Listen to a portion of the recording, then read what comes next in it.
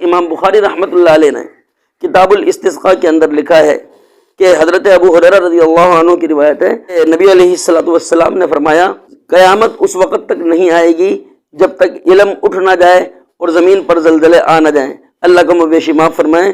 زمین کے نیچے جب مردے آپس میں لڑائی کرتے ہیں نا، ایک دوسرے سے کشتی کر رہے ہوں، لڑائی کر رہے ہوں، تو اس لڑائی کی وجہ سے زمین پر جو ہے نا، زمین کے نیچے مردوں کی لڑائی ہو رہی ہے، تو اس کی وجہ سے زمین پر زلزلہ آنا شروع ہو جاتا ہے۔ کرتے ہیں کہ جناب آپ زمین کے اندر سے پیٹرول بھی نکال رہے ہو، گیس بھی نکال رہے ہو، پانی نکال رہے ہو، جب اتنی ساری چیزیں زمین کے اندر سے باہر نکل رہی ہیں نا، تو زمین نیچے سے کھوکھلی ہو رہی ہے، کھوکھلی ہوتی ہے تو پھر وہ سمٹتی ہے، تو ادھر کا پہاڑ وہاں گیا، یہاں کا وہاں گیا، تو اس کی وجہ سے زمین میں زلزلہ آ جاتا ہے۔ کہ پادریوں کے بارے میں کہا جاتا ہے کہ ان کا یہ عقیدہ تھا کہ یہ زلزلے جو ہیں یہ لوگوں کے گناہوں کی سزا کی وجہ سے آتے ہیں۔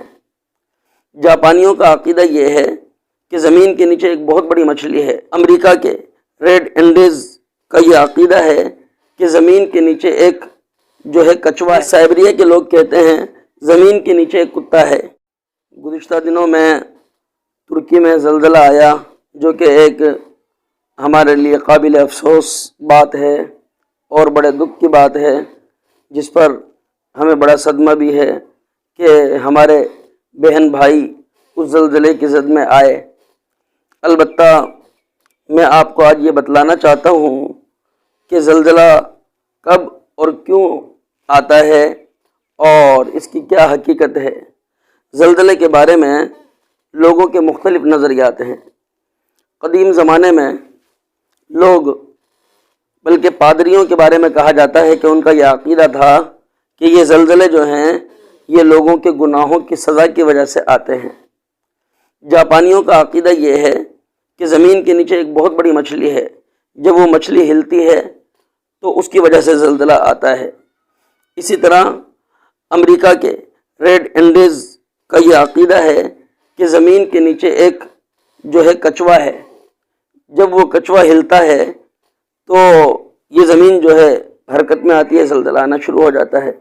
اسی طرح سائبریا کے لوگ کہتے ہیں زمین کے نیچے ایک کتا ہے اور برف بھی ہے، جب اس کتے کے سر پر برف بہت زیادہ آتی ہے تو وہ یوں جو ہے حرکت کرتا ہے، تو اس کی وجہ سے جو ہے نا زمین پر زلزلہ آنا شروع ہو جاتا ہے۔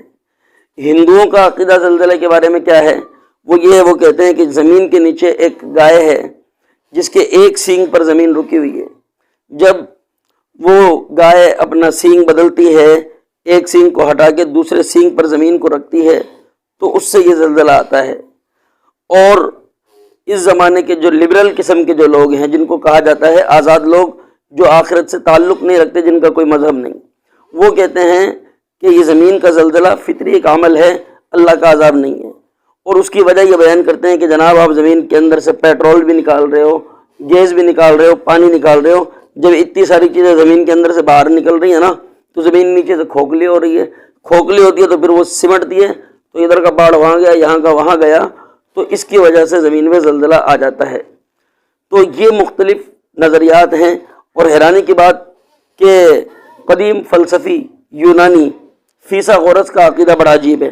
اس نے کہا کہ زمین کے نیچے جب مردے آپس میں لڑائی کرتے ہیں نا، ایک دوسرے سے کشتی کر رہے ہوں، لڑائی کر رہے ہوں، تو اس لڑائی کی وجہ سے زمین پر جو ہے نا، زمین کے نیچے مردوں کی لڑائی ہو رہی ہے، تو اس کی وجہ سے زمین پر زلزلہ آنا شروع ہو جاتا ہے۔ اسی طریقے پر ارسطو کا عقیدہ کچھ اور ہے۔ وہ کہتا ہے کہ جناب زمین پر جو زلزلہ آتا ہے اس کی وجہ یہ ہے کہ زمین اپنی گرم ہوا کو جب باہر نکالتی ہے تو اس سے زلزلہ آتا ہے۔ اسی طرح اور لوگوں کے مختلف عقائد ہیں۔ کوئی کہتا ہے جناب سال میں یا 1000 سال بعد زمین پر زلزلہ آتا ہے۔ بہرحال یہ لوگوں کے وہ عقائد جو میں نے آپ کے سامنے بیان کر دیے۔ اب ہمارا عقیدہ مسلمانوں کا جو میرے علم کے مطابق ہے، اللہ غلطی سے حفاظت فرمائے، اگر غلطی ہو جائے تو اس کی تصحیح کر دیجئے گا۔ قرآن و سنت سے ہمیں جو ملتا ہے وہ یہ ملتا ہے کہ ہر زلزلہ اللہ کا عذاب نہیں ہے۔ یہ کہہ سکتے ہیں کہ بعض زلزلے اللہ کا عذاب ہیں، لیکن ہر زلزلے کو یہ کہنا کہ اللہ کا عذاب ہے، ایسا نہیں ہے۔ اس لیے کہ مصیبتیں صحابہ کے زمانے میں بھی آئی ہیں۔ حضرت عمر مدینہ منورہ کے اندر قحط پڑ گیا، حضرت عمر کے زمانے میں لوگ بھوک سے مرنے لگے، تو کیا کہیں گے؟ گناہوں کی وجہ سے ایسا بہترین دور زلزلہ جو ہے نا قحط پڑ گیا۔ اسی طرح صحابہ کے زمانے میں، تابعین کے زمانے میں طاعون کی بیماری پھیل گئی، جس سے تقریباً 25,000 صحابہ اور تابعین لقمہ اجل بن گئے، اللہ کو پیارے ہو گئے۔ تو وہ آزمائش تھی۔ تو خلاصہ یہ ہے کہ زلزلہ اللہ کا عذاب بن کر کے بھی آ سکتا ہے، اور یہی زلزلہ آزمائش بھی ہو سکتی ہے۔ لازمی نہیں ہے کہ جو ہے نا آپ جہاں بھی زلزلہ آئے آپ کہیں کہ عذاب کی وجہ سے۔ نیک لوگوں پر بھی زلزلہ آ سکتا ہے، وہ ان پر آزمائش ہوتی ہے۔ قرآن اور حدیث مبارکہ میں اس کے دلائل ملتے ہیں۔ ظہر الفساد فی البر والبحر بما کسبت ایدی الناس لیذیقہم بعض الذی عملوا لعلہم یرجعون۔ اسی طرح یہ تو دوسری جو آیت ہے اذا زلزلت الارض زلزالہا، تو یہ قرب قیامت کا ذکر ہے کہ جب قیامت قریب ہوگی تو زلزلہ آئے گا زمین پر۔ اسی طریقے پر امام بخاری رحمۃ اللہ علیہ نے کتاب الاستسقاء کے اندر لکھا ہے کہ حضرت ابو ہریرہ رضی اللہ عنہ کی روایت ہے کہ نبی علیہ الصلوۃ والسلام نے فرمایا کہ قیامت اس وقت تک نہیں آئے گی جب تک علم اٹھ نہ جائے اور زمین پر زلزلے آ نہ جائیں، اللہ کا مویشی معاف فرمائیں۔ اسی طریقے پر صحابی رسول حضرت انس بن مالک رضی اللہ تعالی عنہ نے ایک موقع پہ حضرت عائشہ سے پوچھا، اما عائشہ یہ بتلائیے کہ زلزلہ کب آتا ہے؟ تو عائشہ صدیقہ نے فرمایا کہ زلزلہ اس وقت آتا ہے جب لوگ زنا کو حلال سمجھنے لگیں، شراب پینے لگیں اور گانا بجانے کو اپنا مشغلہ بنانے لگیں، تو اس وقت زمین پر زلزلہ آ جاتا ہے۔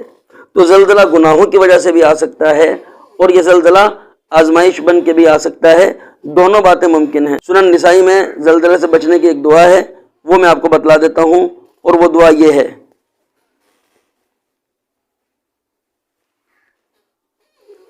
اللہم انی اعوذ بعظمتک ان اغتال من تحتی۔ سنن نسائی کے اندر یہ دعا موجود ہے، تو اس دعا کو پڑھیں۔ باقی اس کے علاوہ جتنا ہو سکے اللہ سے دعا مانگیں، اور یہ مانگیں کہ اللہ ہم آزمائش اور امتحان کے قابل نہیں، تو لہٰذا ہمیں آزمائش اور امتحان سے بچائیے۔ اللہ تعالیٰ سے دعا ہے اللہ تعالیٰ ہمیں عمل کی اور عمل کی توفیق عطا فرمائیں، اور آزمائشوں سے ہماری حفاظت فرمائیں، اور اگر کوئی آزمائش آ جائے تو اس آزمائش میں ہمیں کامیابی عطا فرمائیں۔ وما علینا الا البلاغ المبین۔